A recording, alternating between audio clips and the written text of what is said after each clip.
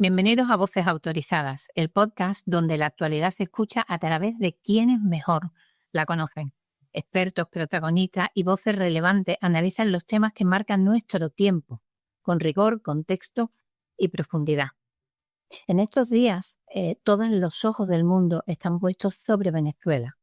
El sábado 3 de enero, a las 2 de la mañana, hora local, Fuerzas Armadas de los Estados Unidos hicieron una operación quirúrgica en la que extrajeron al líder chavista Nicolás Maduro de Venezuela y hoy se encuentra ya frente a un juez estadounidense en el Distrito Sur de Nueva York. Pero ¿cómo hemos llegado hasta aquí? ¿Cuál ha sido el proceso desde el inicio del régimen chavista hasta este momento y, sobre todo, qué es lo que podemos esperar en el futuro? Para hablar de todo esto tenemos el privilegio de contar con la periodista venezolana Maybor Petit. Maybor, ¿qué tal? ¿Cómo estás? Muy bien, Sandra, un placer estar con ustedes y con toda su audiencia, que sé que es muchísima. Muchísimas gracias. Maybor, no he querido presentarte yo porque realmente me gustaría, precisamente en este momento donde una noticia tan importante como todo lo que está sucediendo en Venezuela en estos días, me gustaría que fueras tú misma quien te presentaras y quien contaras a nuestra audiencia quién eres, cuál es el trabajo de tu vida, la misión de tu vida y por qué haces lo que haces, que yo creo que es muy importante y que tú lo vas a contar muchísimo mejor que yo. Bueno, soy periodista y politólogo y por los últimos años, realmente desde hace 14 años, me he dedicado a investigar el crimen organizado transnacional. Movida por la convicción primeramente de mi patria natal, Venezuela, tuve que salir de Venezuela obligada y vivo en los Estados Unidos y desde acá, desde los tribunales federales, desde las oficinas que se encargan justamente de trabajar todo lo que tiene que ver con las evidencias de crimen organizado transnacional en América Latina, pero con mayor especificidad en Venezuela. Hemos ido aprendiendo por muchos años esto y descubriendo desde que estábamos en Venezuela cómo el crimen fue perforando las instituciones democráticas hasta convertirse en gobierno y en prácticamente el Estado. Hoy estamos viendo algunos medicamentos que se están actualizando para poder tratar de tumbar esa estructura criminal. No es fácil. El gobierno de los Estados Unidos ha tratado de hacerlo por diversas vías, pero ahora hay una propuesta que probablemente, no estamos seguros, vaya a dar algún resultado. Lo hago por convicción y porque ese es mi trabajo, pero siempre he tenido como punto de partida, porque en Venezuela perdimos las instituciones, todas las instituciones, el concepto moral que se aprende sobre un buen gobierno dejó de existir en Venezuela. La revolución catapultó todas las instituciones y catapultó también el concepto de justicia para transformarlo en ese nuevo modelo que obviamente utiliza las herramientas del Estado de Derecho, de todo lo que representa Occidente, para transportarlas a un modelo de democracia directa, comunal, que no es tal, sino un modelo autoritario que se basa en las economías criminales para poder sobrevivir y en actores perversos que están presentes y que ocupan cargos públicos, que en la medida en que van ejerciendo los cargos públicos van corroyendo toda la institucionalidad, incluyendo las clases políticas en varios lugares del país. Y eso, por supuesto, a todos aquellos que hemos aprendido, ya no en ciencia política, que lo hicimos, sino también en la vida, cómo estos modelos se fueron transportando de un lugar a otro. El de Venezuela fue importado y exportado. Exportado cuando llegó Hugo Chávez al poder y fue escogido como una ficha. Y luego se decidieron transpolarlo a otros países que fueron recibiendo este tipo de regímenes también acompañados de la industria criminal, y eso no lo podemos dejar de lado, y se implantó en varios países. Y por supuesto que también se intentó hacerlo en Estados Unidos, en Europa también se ha hecho, ha tocado varios países. Y al ver esto desarrollándose de la manera tan, si se quiere, arrolladora en Venezuela, no hicimos sino muchos de los que estábamos actuando, estábamos entendiendo qué era lo que ocurría, despertar y decir, esto no lo podemos dejar hacer. Por supuesto que son fuerzas muy poderosas y éramos pequeños voces que estábamos entendiendo o tratando de armar el rompecabezas para ver cómo era que se podía primero comprender y hacer un diagnóstico y luego ver, analizar a través de todas las ciencias, porque lo hicimos desde el punto de vista académico primero y obviamente periodístico, cómo se podía atacar ese monstruo. Hemos hecho no sé cuántos papeles, documentos, investigación, revisión de evidencia, y nada funcionaba porque la comprensión de este modelo requiere que la gente que va a actuar para tomar decisiones se dedique a estudiarlo. Y por lo general los políticos no tienen tiempo de eso y los staff de los políticos tampoco, porque aquí se pretende que al staff se le presente un párrafo o dos párrafos para explicarle una situación tan compleja como esta y se hace un briefing de, no sé, 8 páginas o 4 páginas que la amerita por lo complejo del asunto, no lo leen porque no hay tiempo. Entonces ha llevado 27 años comprender esto y todas las personas que han estado viendo la perspectiva desde diversos puntos de vista han tratado de que se entienda lo que toman decisiones, pero bueno, no se logró. Por eso te digo, y disculpa lo largo de mi respuesta, eh, soy periodista, pero estoy involucrada en la comprensión del fenómeno desde hace mucho tiempo y tratar de explicarlo para generar conciencia en la academia y en lo que toman decisiones en materia de carácter público que están luchando para que los países no se infecten. No nos creían muchas veces al principio. Otros decían que eso eran posiciones radicales, que Chávez no podía hacer esto, que el cartel de los soles no existe, que el tren de Aragua fue una invención y hay mucho dinero para tratar de que el diagnóstico no sea comprendido, porque estamos hablando de una corporación transnacional del crimen y el dinero es lo que sobra, ¿no? Y creo que muchos lo han entendido ahora, que el dinero que fluye hace que la verdad parezca mentira y la mentira parezca verdad. Y esos tentáculos que tú comentas, Maybor, muchísimas gracias por esa respuesta extensa. Es muy interesante lo que dices, porque yo encuentro, por ejemplo, que desde España no se tiene un entendimiento profundo primero, de la perversidad de ese entramado criminal que está en el poder en Venezuela y tampoco de cuáles son los tentáculos y de si esos tentáculos llegan a España, por ejemplo. Para la audiencia española, Maybor, esos tentáculos que tú me estás contando de crimen transnacional, ¿han llegado a Europa y a España? Por supuesto que sí, España está infectada de este fenómeno. España tiene un enorme problema y es que una parte de la clase política no tiene o la capacidad o el interés, igual que en muchos otros países, de entender el diagnóstico, sino que entienden la mitad o se dejan pervertir por una narrativa falsa que conlleva a que se entienda lo que a algunos le interesa y se deje pasar otro.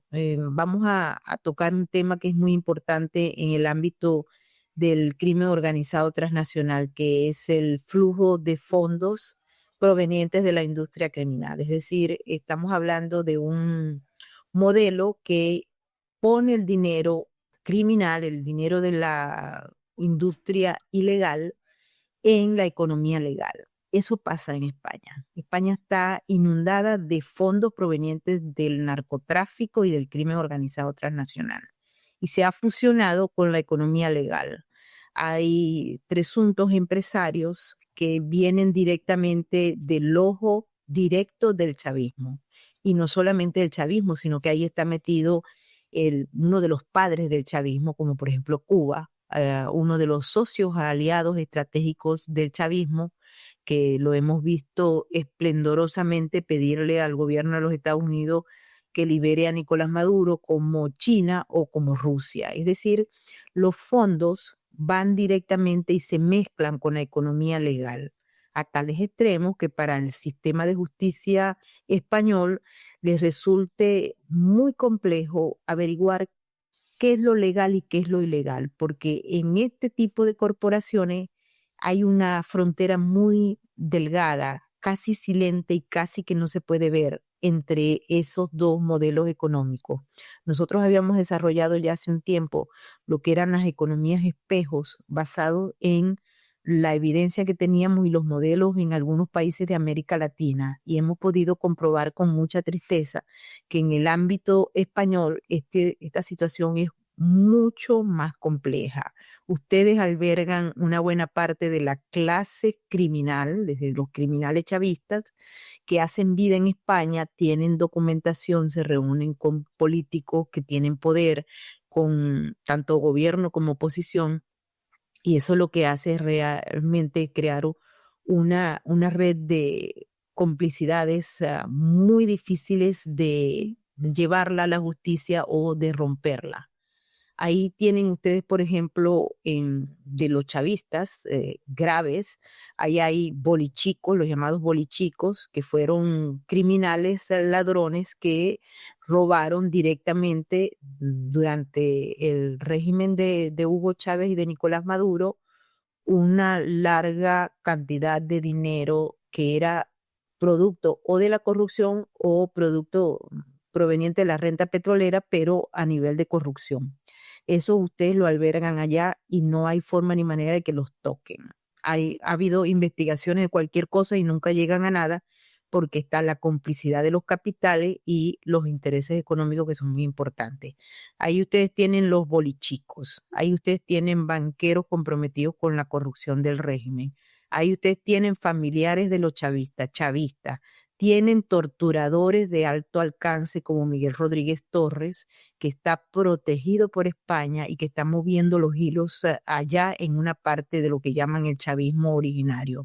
Tienen una torturadora cómplice de Maduro y de Chávez, como lo es Luis Ortega Díaz. Ahí tienen ustedes cualquier cantidad de criminales que están amparados por esa red de complicidades, y si no hubiese habido una acción en conjunto por parte de las autoridades de los Estados Unidos y la presión tan fuerte para que se entregara a Hugo Carvajal Barrios, todavía estuviese allá, muy probablemente reuniéndose con gente del sistema de inteligencia español.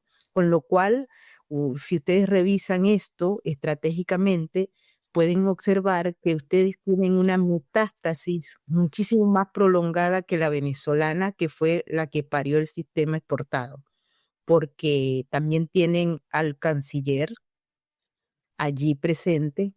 Cuando hablo del canciller, estamos hablando de un canciller que aparece en la vida de los venezolanos en la época de Hugo Chávez y que fue transmutando el tiempo hasta convertirse en el gran operador, como es, por ejemplo, Rodríguez Zapatero, señalado por diversos reportes, pero que todavía, y esto hay que ser responsable, Sandra, no tiene evidencia sólida en los tribunales de los Estados Unidos, porque hay también en el marco de todo este proceso un aparato importante de la corporación, que es la desinformación, las falsas noticias y la creación de medios de comunicación que en apariencia son legales y disfrutan de mucho dinero para poder generar vistas, etcétera, pero que en el fondo son parte del aparato de desinformación y propaganda de esta corporación, que, repito, las fronteras entre lo legal y lo ilegal cada día son muchísimo más complejas para delimitar. Y es allí donde yo veo el enorme problema. Por ejemplo, y disculpa que sea nuevamente tan amplia en esta pregunta, que creo que es muy importante entenderla. En España se generan informaciones que tratan de influenciar en el sistema de justicia de los Estados Unidos, que per se ya está siendo atacado para ser deslegitimado por los enemigos de los Estados Unidos.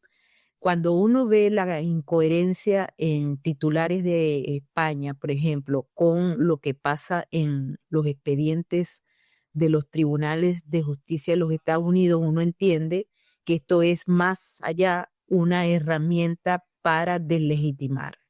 El caso, por ejemplo, del pollo Carvajal es clave para entender esto que estoy explicándoles. Una cosa es lo que dicen en España que el pollo Carvajal dijo y otra cosa es lo que pasa aquí en el expediente del pollo Carvajal. Ante las pocas posibilidades que tenía el pollo Carvajal de ser tomado en cuenta para ser testigo protegido por parte del Departamento de Justicia, sus abogados y su sistema de lobby no le quedó otra opción que hacer una carta pública para rogarle al presidente de los Estados Unidos que lo tomara en cuenta.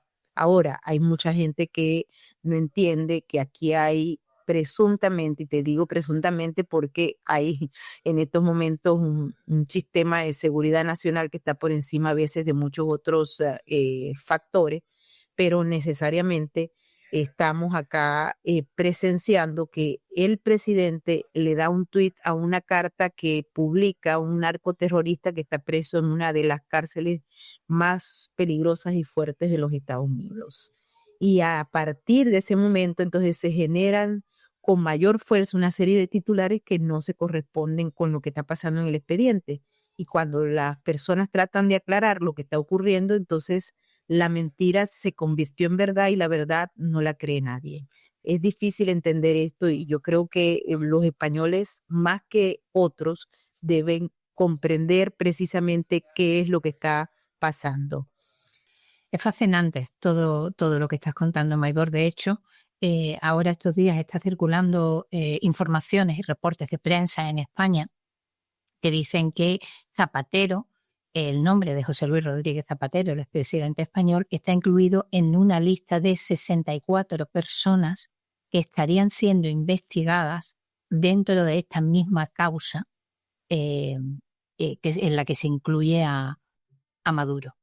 Y yo me pregunto, ¿eso es así? ¿O realmente es otra de esas estrategias de desinformación que comentabas antes?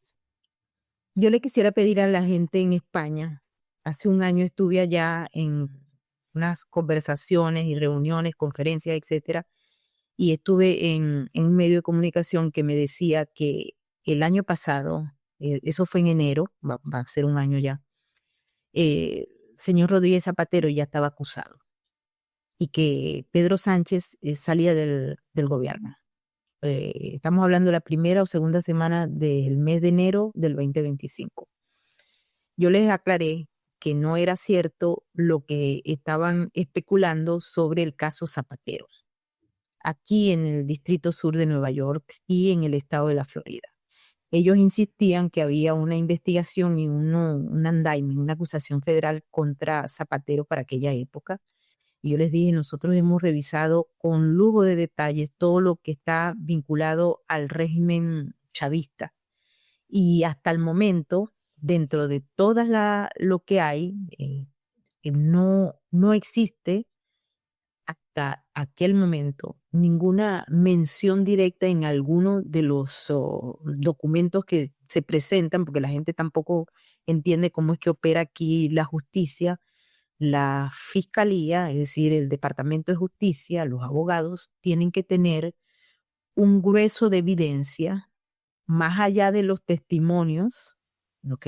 Que también forman parte de la evidencia, pero son evidencias testimoniales.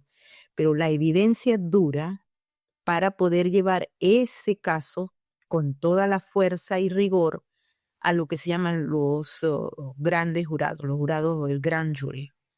Luego de que presenten allí, se lo presentan a la gente a través de un juez en un tribunal, es que se decide si la fiscalía tiene o no base suficiente para poder acusar a alguien.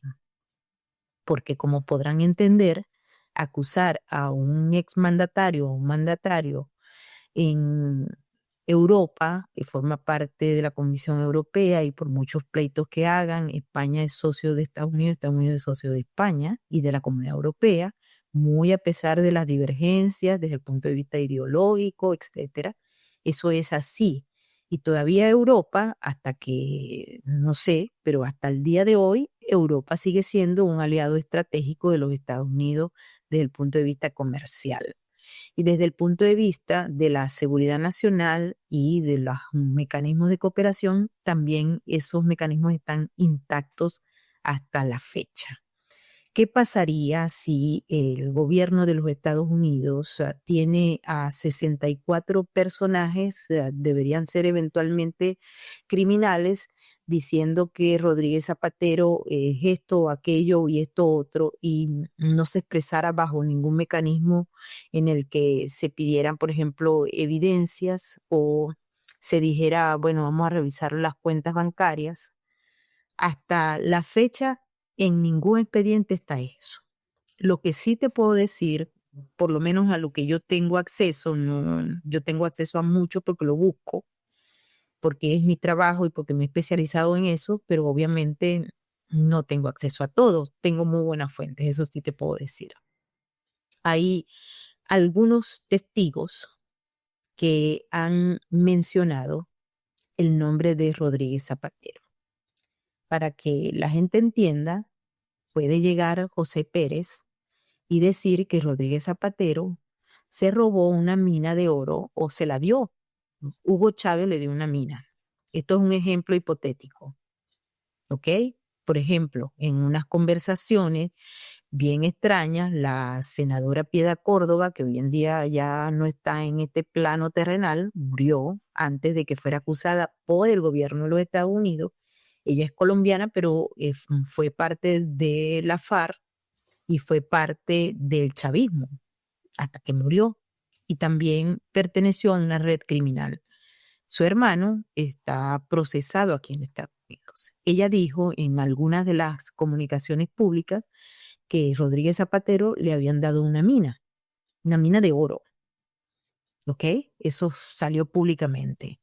Cuando se tiene una mina de oro, hay que tener también una evidencia de que le entregaron la mina de oro. Como podrán entender, lo que nos están viendo, una evidencia, imagínense a Hugo Chávez con un decreto, una cosa, entregándole a Zapatero una mina de oro. ¿Mm?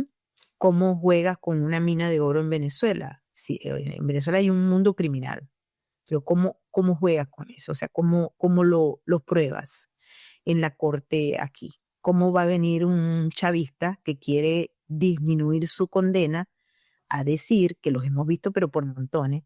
Bueno, sí, Zapatero tiene una mina de oro, pruébamelo pues. ¿Cómo tú lo pruebas? O Zapatero, fíjate todo el problema que tiene la justicia de España probando todas estas líneas, que han hecho un trabajo extraordinario, que lo hicieron tarde, porque ellos sabían eso antes y no se activaron. En el caso de Zapatero, yo te puedo decir hoy que tengo una fuente que me ha confirmado que él fue mencionado, pero hasta el día de hoy también te digo que no han puesto sobre la mesa la evidencia para probar lo que se dice. El testimonio debe ir acompañado de alguna manera de una evidencia para que pueda tener peso en un gran jurado. Porque si no, imagínate que todo el mundo acuse a todo el mundo de cualquier cosa y no puedas probar. Y es ahí donde está. Yo estuve detrás la pista, por ejemplo, de una acusación que hizo el Pollo Carvajal, que nosotros lo sabíamos desde el día uno, que Chávez estaba financiando los partidos que pudieran proyectar la revolución bolivariana o el socialismo del siglo XXI, o esa pajuatada completa que representó el chavismo y que representa, que todavía está vivo. Y eso fue para un movimiento político que se llama Cinco Estrellas, Cinque Stelle, en Italia. Apareció primero, y eso fue hace años, un cheque que se había enviado cuando la gente va a pagar sobornos o va a dar dinero de caja chica, no utiliza cheques, porque si utilizan cheques son fáciles de traquear. En el mundo del crimen organizado no usa cuentas bancarias por lo general, salvo que estén disfrazadas de empresas con front. Pero en este caso, según Hugo Carvajal, el dinero había llegado directamente a los bolsillos de esta gente para que hicieran ese movimiento, al igual que señaló que el partido Unidas Podemos, que nosotros hemos visto estos personajes en Caracas desde hace años, ellos fueron de hecho ideólogos y daban clases de chavismo y todavía lo siguen haciendo. Pero Hugo Carvajal dijo que lo había hecho y que habían mandado el dinero, etcétera, etcétera. No sé si hubo evidencia o no en España sobre eso, pero cuando nosotros estábamos trabajando el caso en Italia, sí teníamos unos elementos que decían que el testimonio no tenía el peso de la evidencia. Y de allí que Cinque Stelle creo que todavía existe y que no hubo una acción criminal cuando Hugo Carvajal Barrio estaba preso en España. Fueron allá unos fiscales a hablar con él y entonces Hugo Carvajal, como todos los criminales que están frente a la justicia, también había dicho que sí, que tal, pero que él entregaba la evidencia cuando le dieran asilo político en Italia, donde por cierto hay bastantes criminales, igual que en España, del chavismo y del chavismo originario, esperando que haya una oportunidad para volver, que dicho sea de paso, parece que la están viendo en estos momentos, porque tanto Miguel Rodríguez Torres, Luis Ortega Díaz, como otros de aquel lado, están observando cómo puede haber oportunidades ahora con Delcy Rodríguez y Jorge Rodríguez en el poder en Venezuela. Esto es otra cosa. Pero volviéndonos al tema, no hay, hasta donde yo sé, la evidencia fáctica de esos supuestos crímenes que se le están endilgando, y más si hay 64 acusados, ¿no? 64 señalados, 64, pero no hemos visto nada de eso. De hecho, estuvimos prácticamente la semana pasada, nosotros pasamos el 31 trabajando, el 30 trabajando, 1 de enero trabajando, 2 de enero trabajando, o sea, aquí no paró, porque este inicio de año ya van 5 días o van la primera semana del 2026 y esto parece que como es una bomba loca que no, aquí no hay tiempo ni para dormir. Y hasta el momento hemos hablado, tú no tienes idea todos los expedientes que se pueden revisar en corte y yo no he visto a ninguna de esa gente, ninguno nada de nada. Y lo que es investigación que está bajo clasificación, no hemos visto ninguno que nos hayan dado el dato que diga que hay un poco de gente, porque 64 son muchos. Y nos hablaron por ahí pero en estos días de que eran 3 presidentes europeos acusados. Yo no veo eso. Y no sé, pero me huele porque, pues, yo he preguntado y me dicen, eso es absolutamente falso y es absurdo hasta pensarlo. Que hay criminales presidentes, pero casi todos. Que estén acusados aquí en la Corte del Distrito Sur de Nueva York, no lo veo. No tengo la evidencia, mis fuentes me lo niegan y sí te digo que lo único que me han aceptado las fuentes es un señalamiento contra Rodríguez Zapatero por ser parte de una red que tiene que probarse, en lo que se involucró un movimiento de fondos de Venezuela a España para luego hacer pagos a miembros que estaban obviamente haciendo el trabajo que el chavismo quiere que se haga desde el día 1, cuando Chávez llega en 1999. Hasta hoy. Es lo mismo, no ha cambiado nada en Venezuela. Independientemente de que Maduro ayer lo vimos y tal, no ha cambiado absolutamente nada. Venezuela sigue tomada por una corporación criminal. Eso era justo lo que te quería preguntar ahora, porque claro, yo me doy cuenta de que ahora mismo digamos, este drama que se está desarrollando ante nuestros ojos, sucede en 2 escenarios. Uno es Nueva York, donde lógicamente ya está Maduro y donde se están todas las investigaciones judiciales sobre el chavismo, pero el otro escenario es la propia Venezuela. Es decir, Venezuela el día después de la extracción de Nicolás Maduro, ¿cómo está Venezuela? ¿Qué está ocurriendo allí? Y sobre todo, ¿cómo lo está viviendo la gente de a pie en Venezuela? ¿Qué ha ocurrido? Mira, yo creo que la palabra fundamental que hay que darle a un grueso de los venezolanos, que de más está decirlo, pero lo vamos a decir, la mayoría. No sabemos en porcentaje, porque como todo, casi todo en Venezuela es mentira hasta que se confirma que es verdad, pero yo te puedo decir por el sentimiento, por familiares, amigos, gente que conozco, gente que me escribe, el grueso de los venezolanos desprecia profundamente el chavismo y desprecia no solamente a Nicolás Maduro y a Silvia Flores. El principal es Diosdado Cabello, Vladimir Padrino, el grupo de los hermanitos Rodríguez que hoy en día están en el poder y toda esa organización criminal. La gente los odia, los desprecia, pero también ese odio y ese desprecio es condenado en Venezuela y por ende se impone el miedo. El miedo a salir, a celebrar que Maduro cayó, al menos uno, ¿no? O que pues están en desacuerdo con algo. Hay una necesidad de nuevos liderazgos que sean capaces de proponer alternativas reales en contra del chavismo, que por ahora están bastante limitadas por lo que ocurre en Venezuela, porque en Venezuela hay una sociedad sometida. También es importante aclararle que hay gente que tampoco entiende que luego de 27 años de régimen chavista, la sociedad tiene una fractura y una fractura que se ve con dolor, una fractura que a veces no se acepta. Hay una parte de la población que aspira a vivir de una manera diferente. El concepto de libertad se refuerza en redes sociales y en el pensamiento más de los que están afuera que los que están adentro. Y hay un tema fundamental, que todo esto es sobre mejoras económicas. Yo te digo algo porque lo hemos visto en China. Recuerden la historia de China para que puedan observar lo que puede proceder en Venezuela y en muchas otras naciones. Sometida a una sociedad, a un modelo, limitada, vigilada, porque Venezuela está vigilada, tiene cámara, allá hay unas aplicaciones, lo hemos publicado en el Epoch Times en España, de cómo se ha venido prácticamente eliminando todos los espacios de expresión del ciudadano común y corriente. Hoy en día la sociedad está más vigilada que el año pasado.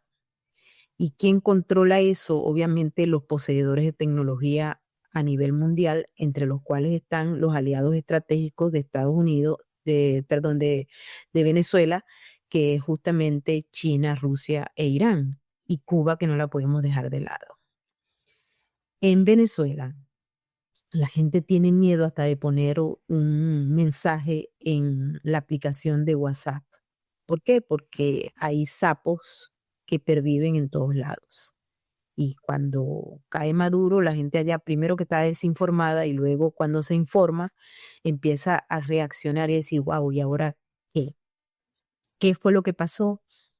Que asumió Delcy Rodríguez porque en la estructura que hay desde el punto de vista, digamos, de gobierno, aunque es ilegítimo, y usurpador, todo lo que podamos decir, dictadura, etcétera, hay una cosa que llaman una constitución de 1999, que es la que está vigente y la que han reconocido la clase política, que es o oposición o parte del régimen.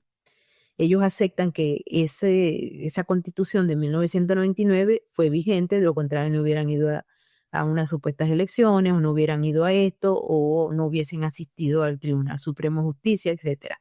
Es decir, hay como un previo o mediano consenso de que esa constitución es la que está vigente. Muy a pesar de que los chavistas no la cumplen, que la utilizan y que los otros también, o sea, exactamente, pero ahí decía que si hay una falta temporal o absoluta, porque eso es lo que dice la Constitución, pues el que está de segundo a bordo es el que va a agarrar. Y eso fue lo que pasó, es Delcy. ¿Por qué? Porque ella era la vicepresidente. Con algunos atractivos para los Estados Unidos, que también hay que aclararlos. ¿Cuáles son los atractivos para los Estados Unidos?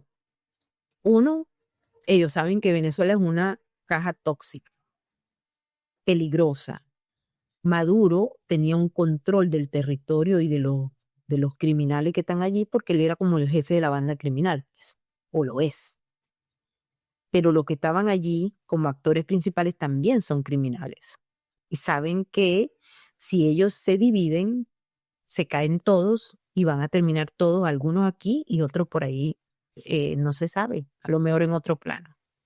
Pero el control en estos momentos lo tiene esa cúpula que está encabezada por los hermanos Rodríguez, pero también por un Diosdado Cabello y por un poco de militares que forman parte del andamiaje. Los Estados Unidos entiende eso. ¿Cómo proceder a un proceso de transición bajo ese esquema que está allí?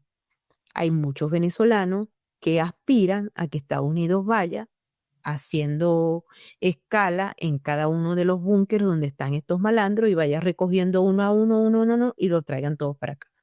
Como podrán entender, esas operaciones son muy costosas y llevarían a que una parte de los militares que manden los estadounidenses allá a recoger búnker por búnker a cada uno de estos criminales, pues terminen muertos. Y eso significaría unas consecuencias muy fuertes para el gobierno de los Estados Unidos, que está pagando ya las consecuencias de la extradición de Maduro. Desde el punto de vista político, aquí hay elecciones en el 2026, es decir, este año. Estamos hablando que en menos de 11 meses los estadounidenses van a votar. Y Trump se la está jugando porque si los estadounidenses entienden, hay muchos que creen que todos los estadounidenses están pendientes de qué es lo que pasa en Venezuela, pero eso no es así. Aquí la gente, hay un grupo que sí entiende que es el lío de Venezuela y que allá, que Estados Unidos fue y extrajo un criminal y la mujer también, que también es criminal, pero, o sea, la concepción de lo que nosotros entendemos que venimos de Venezuela y queremos dar a conocer todo y crear conciencia no es la de una gente por allá por Alabama, no. Y esto lo tenemos que entender. ¿Qué es lo que le interesa a la gente de Alabama o de Ohio? Que puedan ir al supermercado a comprar. Todo es sobre economía. ¿Por qué? Porque ¿cómo se califica un buen gobierno? Un buen gobierno es que la gente se sienta segura y con paz interna y con formas de vivir bien. Y esto es una sociedad capitalista para lo que se le olvide. Y eso es lo que está funcionando. Bajar unos precios del petróleo, de la gasolina, bajar unos precios de los huevos. Aquí hay una especie de cotidianidad de cuánto cuesta un huevo, cuánto estamos mejor. Pero el precio la carne no ha bajado. Pues la gente está aquí pendiente es, quiero mejoras económicas. Hay una proyección de que la economía va a crecer en 4.7 y eso bien, eso los americanos son así, todo sobre el bolsillo. Y también, como hubo una ola de criminalidad producto de la política de fronteras abiertas de la antigua administración, la gente sentía la inseguridad. Trump dijo, bueno, mi tema es aquí la seguridad. Y él vincula la seguridad con el crimen organizado transnacional, cambia conceptualmente y utiliza una serie de herramientas legales para ir a acosar a los criminales, pero particularmente los criminales de Venezuela.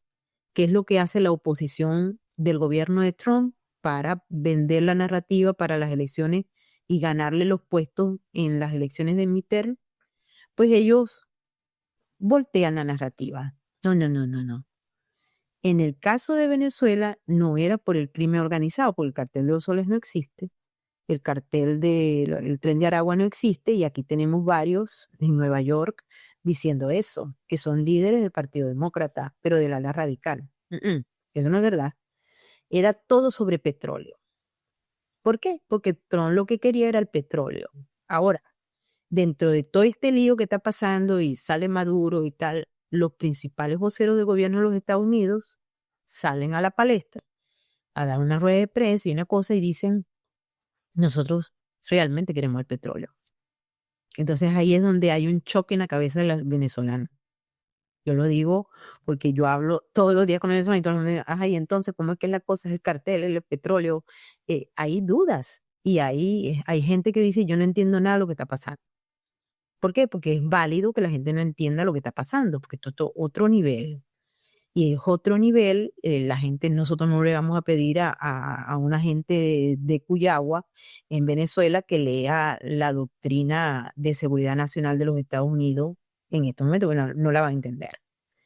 Pero para decirlo más claro y sencillo, utilizamos las mismas palabras que dijo Pete Hegseth, que dijo el secretario Marco Rubio y que dijo el mismo presidente en un lenguaje que muy pocos entienden, porque el presidente de los Estados Unidos es neoyorquino. Y los neoyorquinos hablan de una manera diferente, pero tú lo entiendes cuando vives aquí y particularmente cuando vives en Nueva York. Es una forma y es un lenguaje diferente y una forma de actuar diferente. Pero en el caso de Marco Rubio y de Pete Hegseth, creo que han expresado abiertamente qué es lo que está pasando. El presidente también, ojo, pero las formas de hablar de él son chocantes para muchos, porque así es el neoyorquino. Y no lo van a cambiar porque ese señor no lo van a cambiar nunca, al igual que ningún neoyorquino. ¿Qué es lo que está planteado aquí? Y que el venezolano común y corriente no ha entendido todavía, pero tampoco mucha gente de ningún lado, de ningún país que yo sepa, porque ayer me di cuenta, mi teléfono colapsó a raíz de todo lo que estaba pasando en la Corte Federal y todo eso se enredó por la narrativa. A ver qué está pasando. La seguridad nacional de los Estados Unidos en la administración Trump y desde hace muchos años, porque fue con Ronald Reagan, esto es una renovación de la doctrina de seguridad nacional de Ronald Reagan. Ellos plantean, o el actual gobierno plantea en ese documento que es público y que yo invito a la gente para que lo lea para poder entender qué es lo que está pasando aquí. Ellos declaran que el hemisferio, es decir, América Latina, muchos lo llaman despectivamente el patio trasero, la región, es decir, América Latina, desde la Patagonia hasta Río Grande. Esa región Estados Unidos la abandonó por muchos años. Y en geopolítica no hay espacios vacíos. En geopolítica, si un hegemón se va, llega otro. Y ahí llegó China. Y acompañado por unos amiguitos que tiene China, que es Rusia, ahí está Irán, pero también están, por ejemplo, grupos como por ejemplo Turquía y otros aliados, Bielorrusia. Bielorrusia tiene negocios en Venezuela, por este algo, y Norcorea también.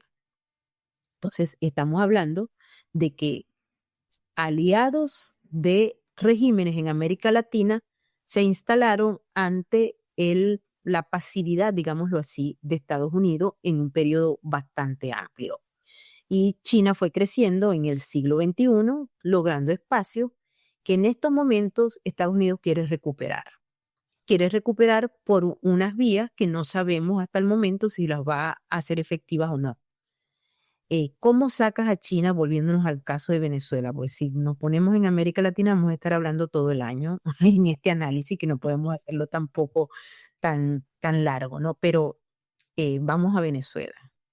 Estados Unidos va languideciendo sus espacios, pero mantiene la presencia en el ámbito petrolero con empresas importantes. Cuando Hugo Chávez llega al poder, él abre unos mecanismos a través de los cuales se hacen alianzas estratégicas con empresas, eran empresas transnacionales. Y ahí tenemos a los franceses bien acomodados con Total Oil, está Eni, bueno, España con Repsol, etc. Y los americanos, o sea, los estadounidenses, también tenían sus espacios. Chevron, que ha sido líder, y ellos nunca han roto con muy escasas excepciones, pero realmente no han roto. Ellos han estado allí todo el tiempo del chavismo. Pero hubo un problema, por ejemplo, con Conoco, con ExxonMobil y con otras empresas que estuvieron allí, disfrutaron de los contratos mixtos y un día Hugo Chávez, que era un arbitrario, un dictador realmente autoritario, amaneció con el pie izquierdo o el pie derecho, no sé, y él empezó a expropiar.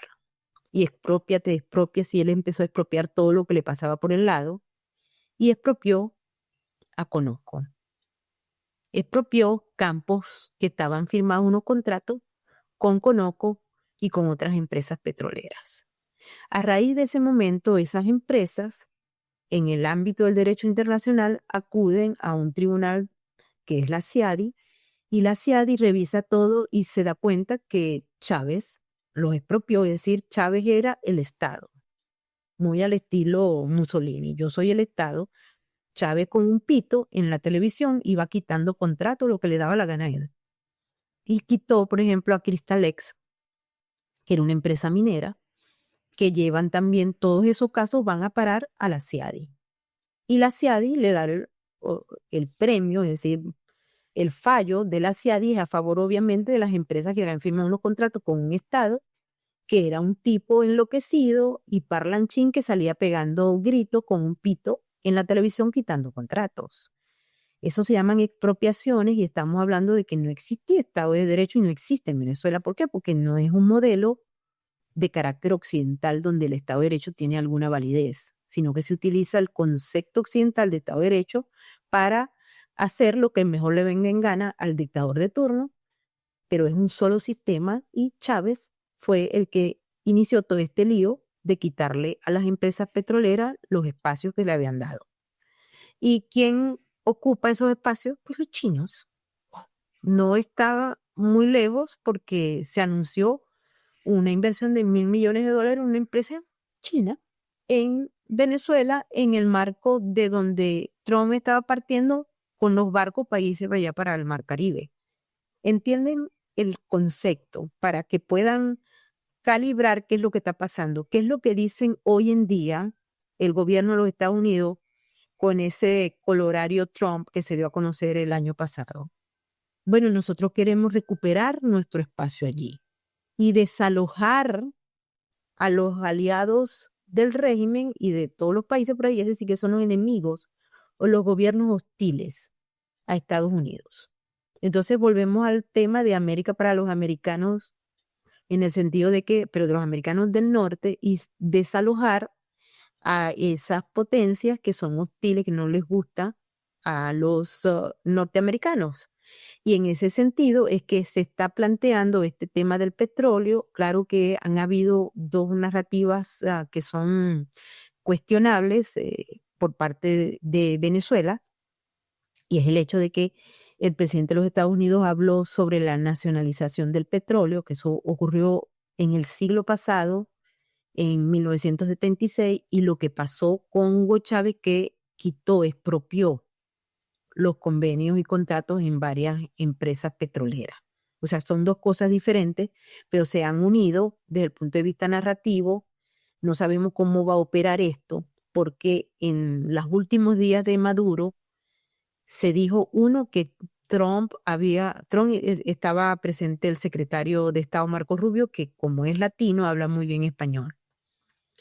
Estuvo él hasta el momento y Trump. No se sabe qué más porque todos los días hay una historia diferente, pero lo que está al menos evidenciado desde el punto de vista de las declaraciones oficiales es eso.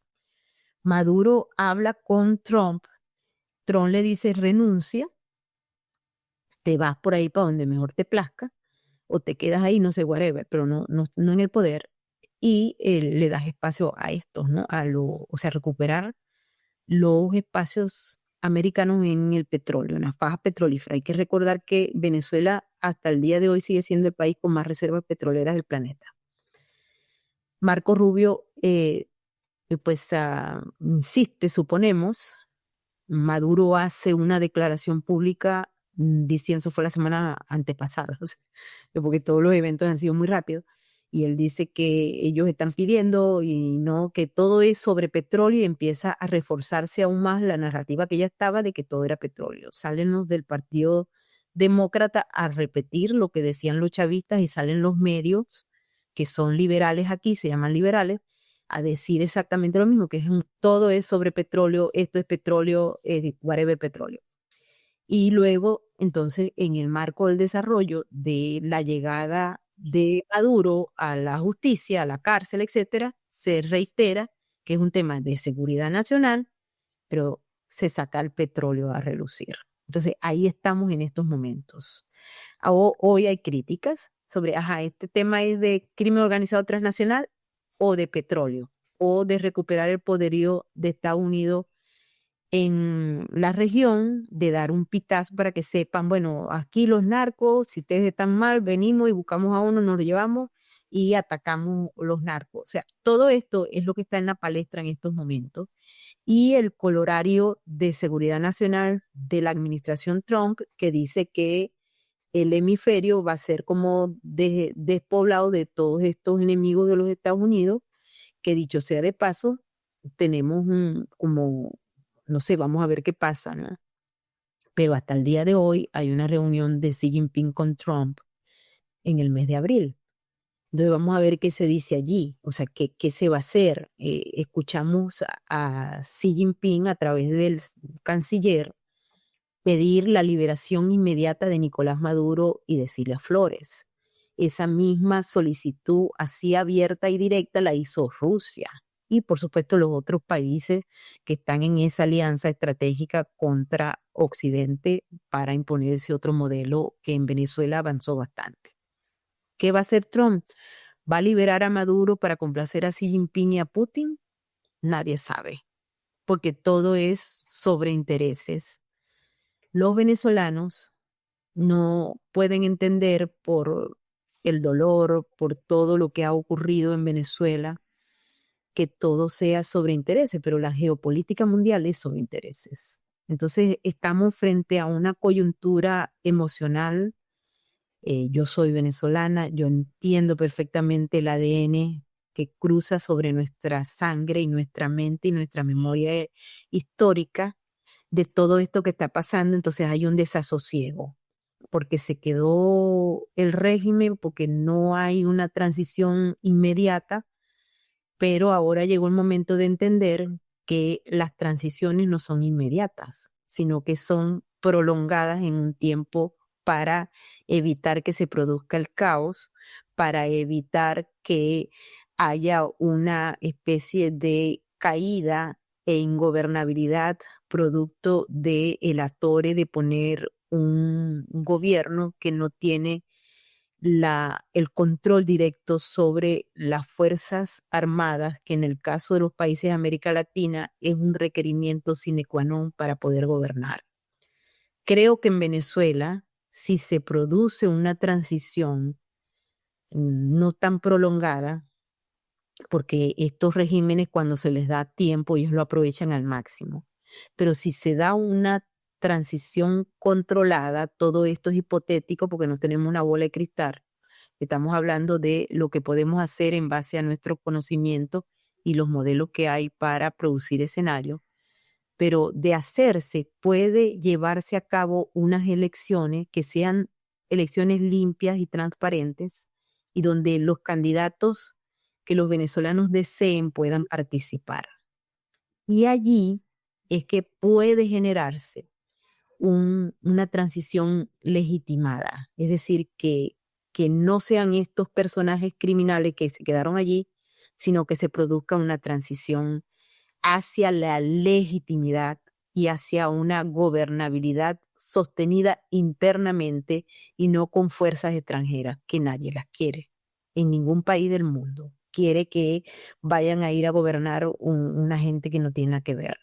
El secretario de Estado Marco Rubio y el secretario de Guerra Pete Hegseth han dicho claro que ellos no van a decidir qué es lo que va a pasar en Venezuela, pero sí van a controlar el comportamiento de estos criminales que están heredando, y si ellos se portan bien, porque lo han dicho claro, podrían eventualmente levantar las sanciones, generar un proceso para que conlleve a que Delcy Rodríguez se porte bien y se lleve a unas elecciones libres y transparentes, cuyos personajes que están atrás son tan perversos que ustedes los españoles lo mantienen allá lindo y bonito.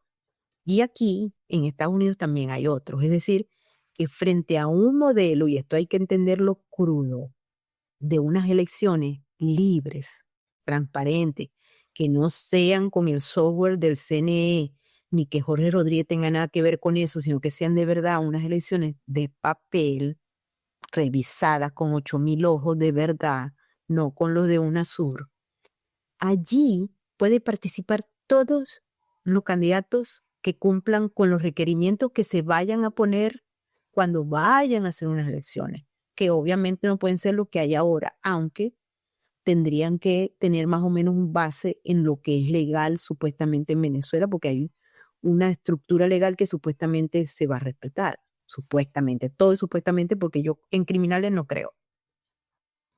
Y entonces allí habrían candidatos, todo el que quiera, todo el que pueda y todo el que cumpla con los requisitos. Y es en ese momento que no tiene fecha en la agenda que los venezolanos, pues nosotros no votamos, que podemos votar. Pues aquí no hay. Y aquí se está abriendo hoy otra etapa que quiero concluir con esto, que tampoco sabemos a dónde va a llevar, pero nos da una perspectiva de hacia dónde vamos. Es que se está hablando aquí de abrir la embajada de Estados Unidos en Venezuela y eventualmente una embajada de Venezuela aquí. ¿Por qué? Porque es la única manera de controlar también contratos, comportamientos, etcétera. Y eso es un avance, la gente está diciendo, pero para los chavistas. No, yo creo que es para el proceso mismo, porque en la medida en que se vayan agilizando los pasos, en esa misma medida, si la administración Trump se mantiene en el poder, va a irse, si se quiere, empujando este modelo que, repito, como es novísimo y depende de muchas variables, no se sabe si se va a lograr con la efectividad que todos queremos. Lo que sí queda claro es que todos los venezolanos en todas partes del planeta, porque somos muchos millones que estamos fuera, y los que están adentro, están clamando por libertad, por justicia, no por justicia transicional. Y también por unas elecciones que sean libres y transparentes. Y creo que muchos lo han entendido y hay otros que todavía no lo han entendido, pero creo que lo van a entender porque hemos escuchado las declaraciones de varios de estos voceros de la oposición que dicen que están tratando de comprender cómo es que se está moviendo esto. Pues, Maybor, me has ido contestando las preguntas que tenía en mente a medida que ibas hablando. No sabes cuánto te agradezco que nos hayas aclarado y además desde un punto de vista muy riguroso toda la información que hay ahora mismo alrededor de lo que está sucediendo en Venezuela. La verdad que te mando un abrazo muy fuerte desde España. Quiero que sepas que la mayoría de los españoles con los que hablo, todo el mundo tiene el corazón ahora mismo con los venezolanos, con el pueblo venezolano. De verdad que queremos de todo corazón que en Venezuela haya libertad, que haya elecciones libres, transparentes y una transición hacia una democracia real lo antes posible. Muchísimas gracias de verdad por tu tiempo, muchas gracias por toda la información, muchas gracias a toda la audiencia que ha estado escuchando este podcast y nos vemos en la próxima. Muchísimas gracias, Sandra, y ha sido un placer compartir contigo. Y de más está decir que nuestra patria se conecta directamente con España y agradecemos desde todos los lugares donde estamos ese apoyo que nos han dado, porque la lucha para parir la libertad a veces es muy dolorosa. Pero lo que sí queda claro es que cuando los venezolanos en cualquier lugar donde estemos, estamos unidos por un solo objetivo, que es la libertad, y volver a implantar la democracia en Venezuela, en ese mismo momento ya se hace real. Es decir, la lucha se mantiene por los venezolanos que estamos buscando un cambio y enterrar estos modelos de carácter criminal que han destruido a Venezuela y a muchos otros países. Así que mil gracias, España, por el apoyo que nos dan. Gracias a ti, gracias a todos los venezolanos y un abrazo muy, muy fuerte. Un abrazo.